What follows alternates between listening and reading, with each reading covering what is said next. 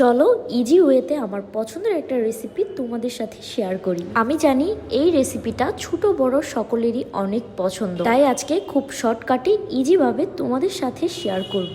এই জন্য আমি প্রথমেই চিকেনগুলো ভালোভাবে বেজে নিচ্ছি, আর আজকে কিন্তু তৈরি করছি সবার পছন্দের রোস্ট। চিকেনগুলো আমার ভাজা শেষ, এদিকে আমি ওই সেম তেলেই গরম মশলাগুলো দিয়ে একটু টেলে নিব। এরপর এখানে আমি অ্যাড করেছি রাঁধুনি রোস্ট মশলা, আদা রসুন পেস্ট, জিরার গুঁড়া, ধনিয়ার গুঁড়া আর একটুখানি মরিচের গুঁড়া, আর দিয়ে নিচ্ছি স্বাদমতো লবণ। আমি আরও এখানে দিয়েছি পেঁয়াজ বাটা। এরপর আমি টাইম নিয়ে মশলাটাকে কষিয়ে নিয়েছি। তেল যখন উপরে বেশি আসবে তখন আমি চিকেনগুলোকে দিয়ে দিলাম।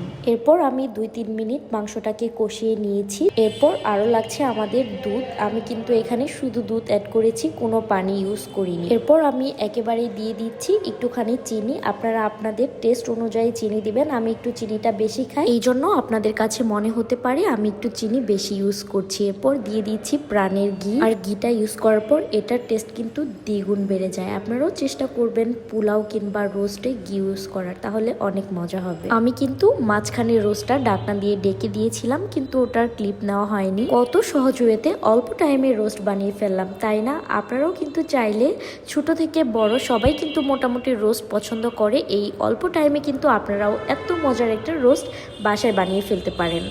এরপর আমি রোস্টের সাথে খাওয়ার জন্য পোলাও রান্না করে নিচ্ছিলাম। ফাইনালি আজকের মতো আলহামদুলিল্লাহ রান্না বান্না শেষ। এই তো আমি এদিকে একটা প্লেট সাজিয়ে নিচ্ছিলাম। যাই হোক, আজকের ভিডিওটা কেমন লেগেছে অবশ্যই জানাবা।